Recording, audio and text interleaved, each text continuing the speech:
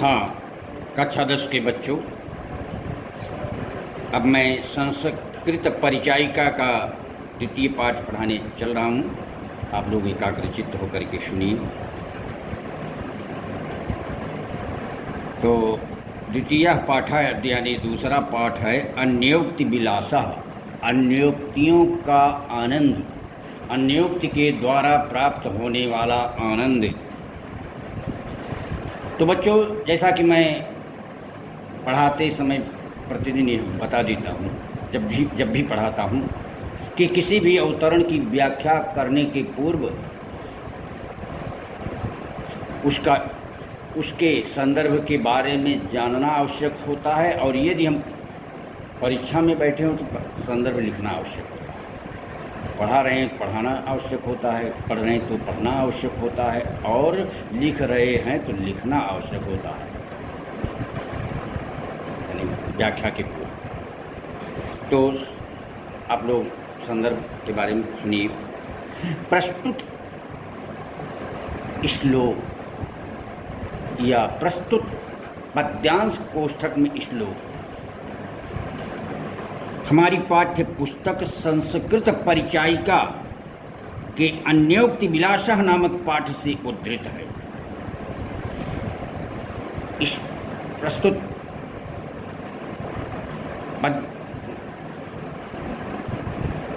पद्यखंड में अन्योक्ति के माध्यम से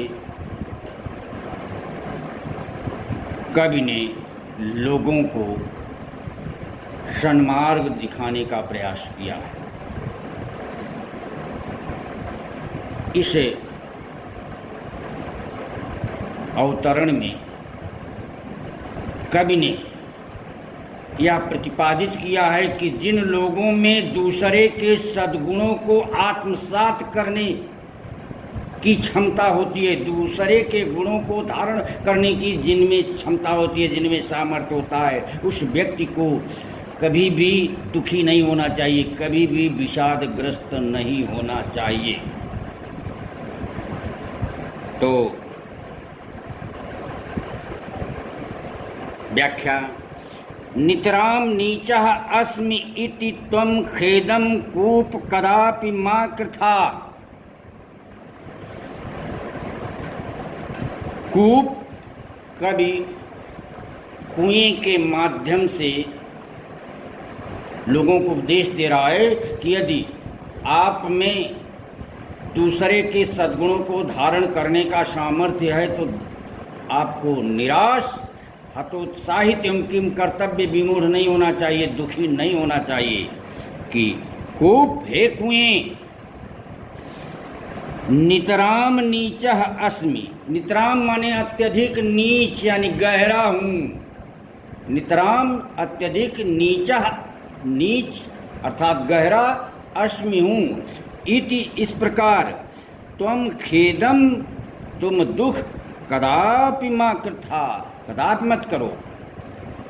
हे कुएं, तुम यह सोच करके कदापि दुखी मत हो, यह सोच करके तुम कदापि दुख का अनुभव मत करो कि मैं अत्यंत नीच, नीच यानी गहरा हूँ, अत्यंत सरस हृदय। तुम तो अत्यंत सरस हृदय वाले हो। सरस हृदय, रस यानी जल से परिपूर्ण हो। कुएं, तुम तो जल से परिपूर्ण हो, यानी सरस हृदय वाले हो, यानी जल से परिपूर्ण हो। यतः जो परेशान गुण ग्रहीत असि, परेशान दूसरों के गुण यानी रस्सी को ग्रहीत असि, ग्रहण करते हो। तुम तो दूसरे के गुण को यानी रस्सी को, गुण का तात्पर्य रस्सी से ग्रहण करते हो। तो कवि कहता है कि हे कुएं, तुम यह सोच करके दुखी मत हो, यह सोच करके कभी भी तुम्हें विषादग्रस्त नहीं होना चाहिए, दुख का अनुभव नहीं होना चाहिए कि मैं अत्यंत नीच यानी गहरा हूँ। अरे तुम तो सरस हृदय हो, अर्थात जल से परिपूर्ण हो, और दूसरों के गुण यानी रस्सी को ग्रहण करते हो। कहने का तात्पर्य यह है कि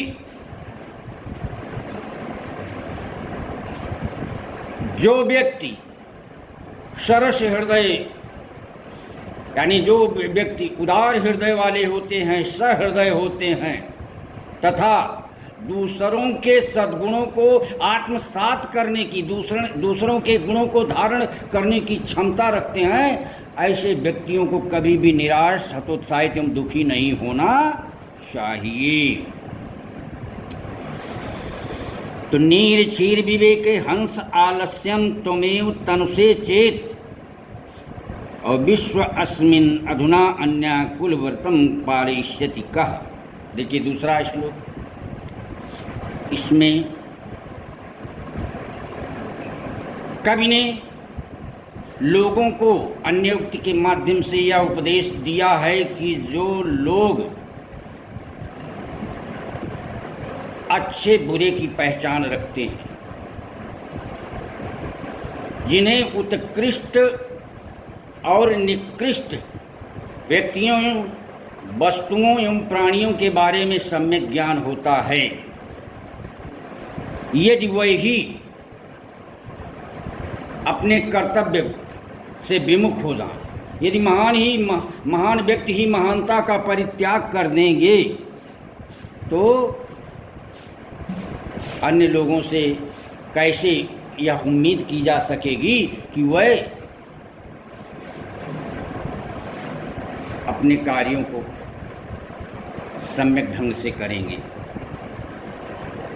तो ही कह रहे हैं कि नीर क्षीर विवेके हंस आलस्यम त्वमेव तनुषे चेत। हे हंस, चेत यदि नीर क्षीर विवेके, नीर और क्षीर का विवेक करने में, दूध और पानी को अलग करने में, तुमेव तुम ही आलस्यम तनुषे आलस्य करते हो या आलस्य करोगे।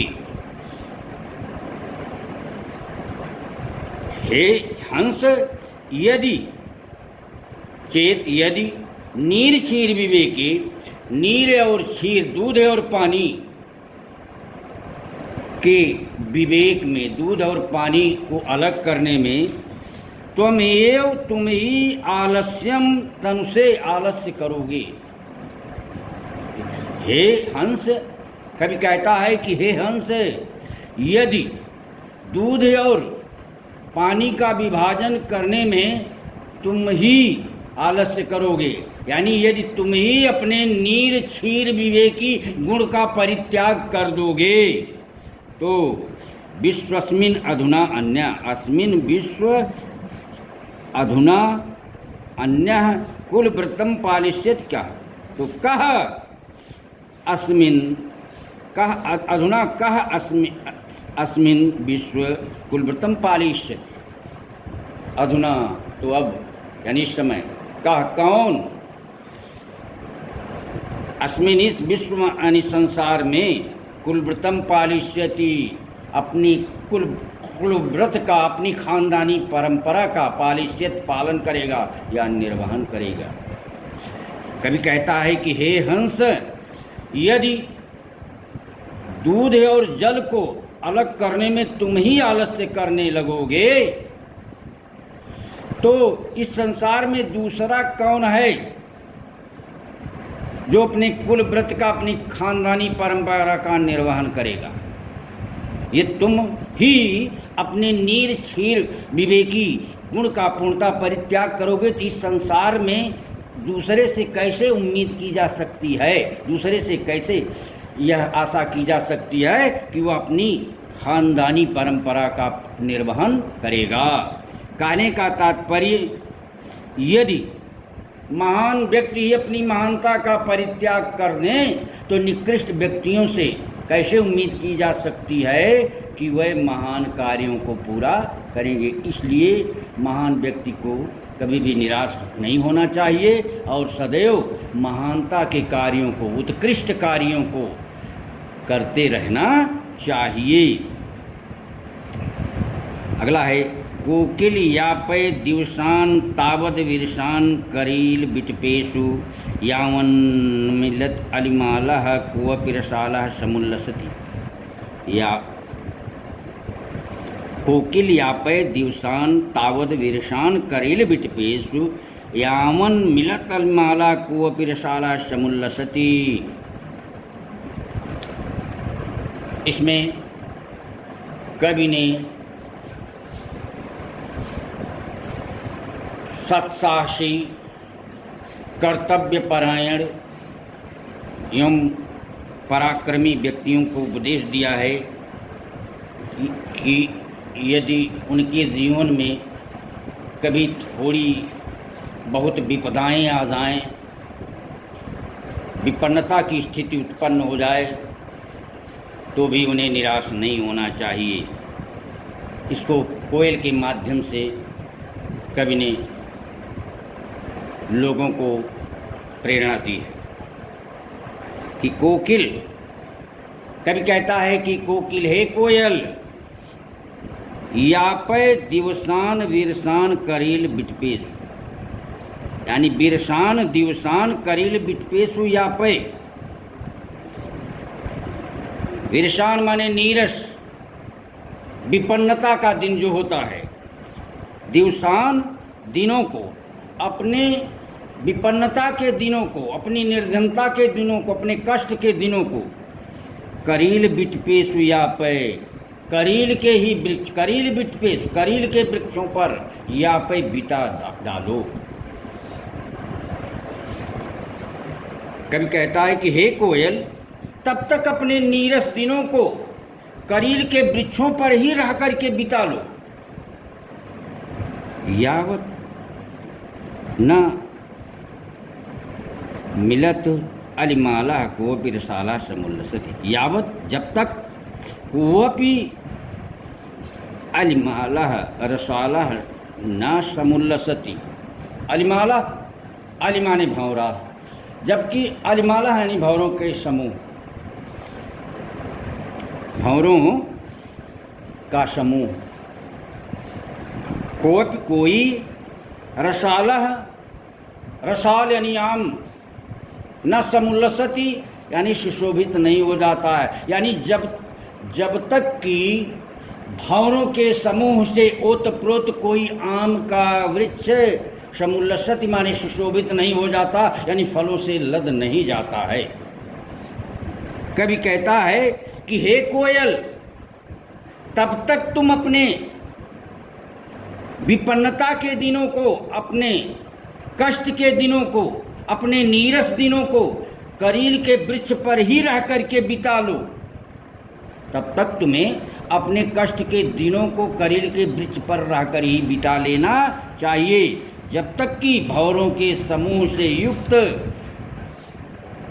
कोई आम का वृक्ष फलों से लद नहीं जाता। आम का वृक्ष जब तक फलीभूत नहीं हो जाता, फलों से ओतप्रोत नहीं हो जाता, तब तक तुम्हें करील के वृक्ष पर ही केन प्रकारेण जीवन यापन करना चाहिए। कहने का तात्पर्य यह है कि व्यक्ति को अपने जीवन में कभी भी निराश नहीं होना चाहिए, कभी भी हतोत्साहित, किम कर्तव्य विमूढ़, निराश नहीं होना चाहिए, विषादग्रस्त नहीं होना चाहिए। यदि वह विपन्नता में आकंठ डूब गया है तो भी निराश नहीं होना चाहिए, उसे अच्छे दिन की प्रतीक्षा करनी चाहिए, क्योंकि सुख और दुख का क्रम निरंतर चलता रहता है। फिर अगला है कि रे चातक सावधान मनसा मित्र क्षणम श्रूयताम अम्भोदा बाहो वसंति गगने सर्वे अपि नाएतादृशा केचिद् वृष्टिभिः आर्द्रयन्ति वसुधाम गर्जन्ति केचिद् वृथा यम यम पश्यसि तस्य तस्य पुरतो माँ ब्रूहि दीनम बचा। देखिए, इस श्लोक में कवि ने लोगों को उपदेश दिया है कि उसी के समक्ष हाथ फैलाना चाहिए, उसी से याचना करनी चाहिए जो मनोकामना को पूर्ण कर सके। और जो इनकार कर दे, जो आपकी मनोकामना को पूर्ण न करे, ऐसे व्यक्तियों के समक्ष हाथ नहीं पसारना चाहिए, ऐसे व्यक्तियों के से याचना नहीं करनी चाहिए। तो इसमें अन्योक्ति के माध्यम से यानी चातक के माध्यम से कवि ने लोगों को उपदेश दिया। कह रहा है कि रे रे चातक सावधान मनसा मित्र क्षणम श्रूयताम। रे रे मित्र चातक, सावधान मनसा, सावधान मन से क्षण भर के लिए श्रूयताम। कभी मैंने चातक से कहता है, पपीहा से कहता है। पपीहा एक ऐसा पक्षी है जो मात्र स्वाति नक्षत्र के जल को पीता है। यदि स्वाति नक्षत्र में वर्षा नहीं हुई तो वैसे वो साल भर प्यासा रह जाता है। वही तो कभी चातक को, पपीहे को संबोधित करते हुए कह रहा है कि हे मित्र पपीहे, हे मित्र चातक, रे रे मित्र चातक, हे मित्र पपीहे, क्षण भर के लिए सावधान मनसा श्रूयताम। सावधान मनसा क्षणम श्रूयताम, सावधान मन से क्षण भर के लिए सुनो। हे मित्र, सावधान होकर के थोड़ी देर के लिए सुनो। अम्भोदा बहवो बसंती गगने, गगने बहवो अम्भोदा बसंती। गगने आकाश में बहवा बहुत से अम्भोद यानी बादल वसंती रहते हैं। हे मित्र पपीहे, सावधान मन से क्षण भर के लिए सुनो कि आकाश में बहुत से बादल रहते हैं। गगने बहवह अम्भोदा वसंती, आकाश में बहुत से बादल रहते हैं। सर्वे अपि न एतादृशा, न सर्वे अपि एतादृशा, न सभी इस प्रकार नहीं, यानी सभी एक समान नहीं है। सर्वे अपि न एतादृशा, सभी इस प्रकार नहीं, यानी सभी एक जैसे नहीं है। केचिद वृष्टिभिः आर्द्रयन्ति वसुधाम, केचिद वृष्टिभिः वसुधाम आर्द्रयन्ति। कुछ तो, केचित कुछ, वृष्टिभिः वर्षा के द्वारा, वसुधाम धरती को, आर्द्रयन्ति गीला कर देते हैं। उनमें से कुछ बादल तो वर्षा के माध्यम से, बरसात के द्वारा धरती को गीला कर देते हैं, धरती को तरबतर कर देते हैं, भिगो देते हैं, आर्द्र कर देते हैं, नम कर देते हैं। और गर्जंती केचिद वृथा, और केचिद वृथा गर्जंती, और कुछ केचिद कुछ वृथा गर्जंती, यानी बेकार में गरज कर चले जाते हैं। अतः यम यम पश्यसि, जिन जिनको देखते हो, तस्य तस्य पुरतः, तस्य तस्य पुरतो यानी उसके उसके सम्मुख, उसके उसके सामने, माँ ब्रूहि दीनम वचा, माँ ब्रूहि दीनम वचः, यानी दीनम वचाह माँ ब्रूहि, दीनता भरी वाणी मत बोलो। इसलिए तुम जिन जिन बादलों को देखते हो उनके सामने दीनता भरी वाणी का प्रयोग मत करो, दीनता भरी वाणी मत बोलो। अर्थात उन्हीं से याचना करो जो तुम्हारी मनोकामना को पूर्ण कर सके, और जिनसे मनोकामना पूरी नहीं होनी है उनके समक्ष याचना करने से क्या लाभ। तो एक बार फिर से सुन लीजिए कि कवि पपीहे को, चातक को संबोधित करते हुए लोगों को यह उपदेश दिया है कि उसी से याचना करनी चाहिए जो मनोकामना को पूर्ण कर सके। कवि कहता है कि हे मित्र चातक, सावधान मन से क्षण भर के लिए सुनो। आकाश में बहुत से बादल हैं किंतु सभी एक समान नहीं हैं। आकाश के उन बादलों में से कुछ तो बरस करके पृथ्वी को गीला कर देते हैं और कुछ बेकार में गरज करके चले जाते हैं। इसलिए तुम जिन जिन बादलों को देखते हो सबके सामने दीनता भरी वाणी का प्रयोग मत करो।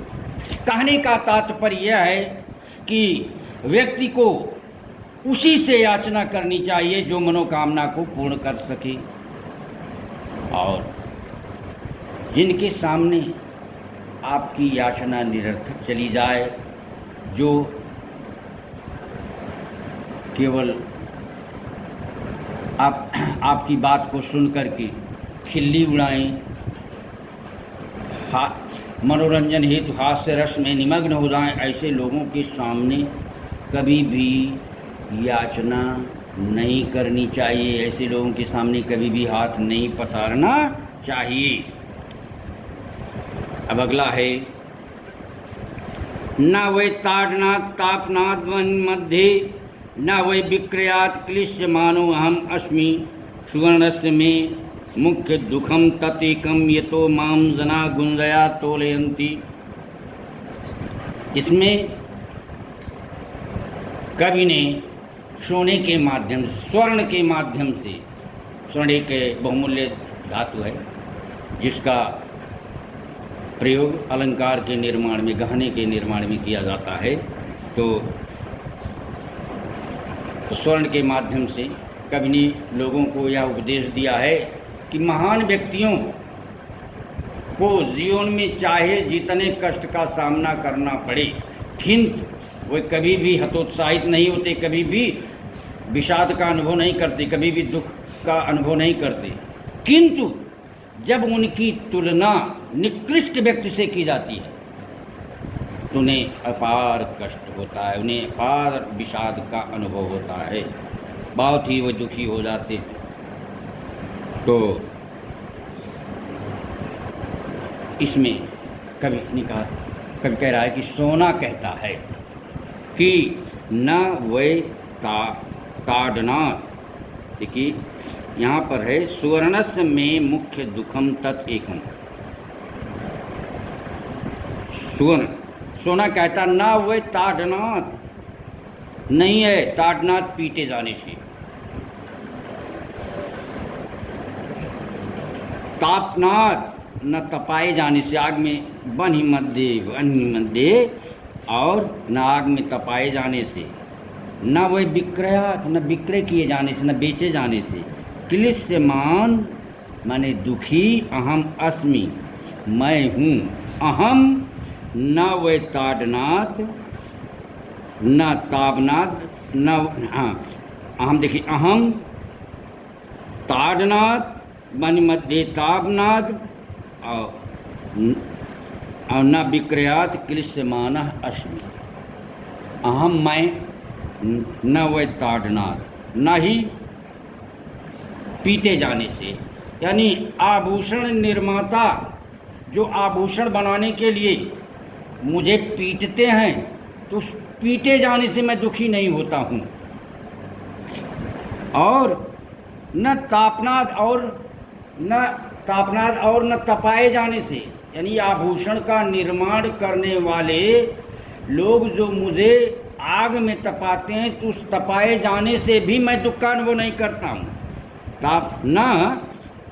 वन मध्य तापनाद, और न ही आग के मध्य में तपाए जाने से अहम क्लिश्यमान अस्मि मैं दुख का अनुभव करता हूँ। न वही विक्रयात् अहम क्लिश्यमान अस्मि, और न ही बेचे जाने से, लोग आभूषण बना करके या वैसे ही जो मुझे बेच देते हैं उससे भी मैं दुखी नहीं होता हूँ।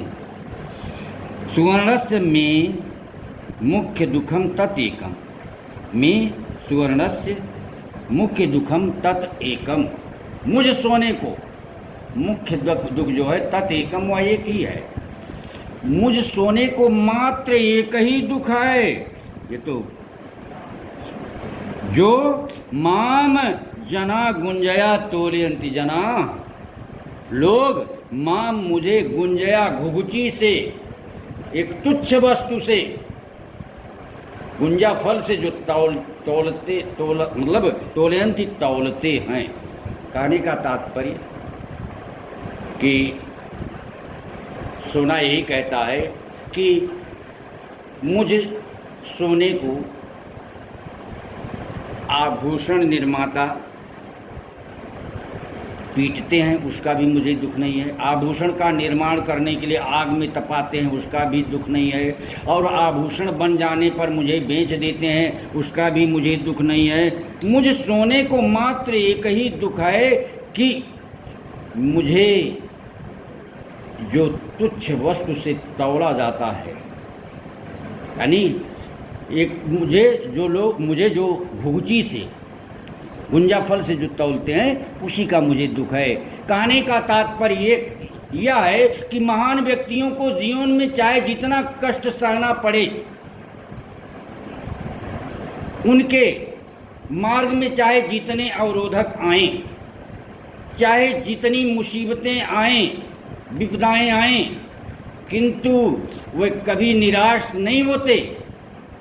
परंतु जब एक निकृष्ट व्यक्ति से उनकी तुलना की जाती है तो उन्हें अपार कष्ट का अनुभव होता है।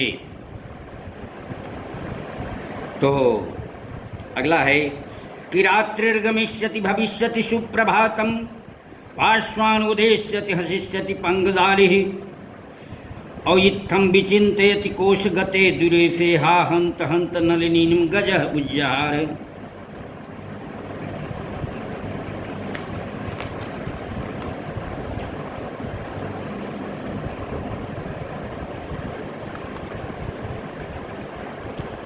तो देखिए, इस अवतरण में कवि ने यह उपदेश दिया है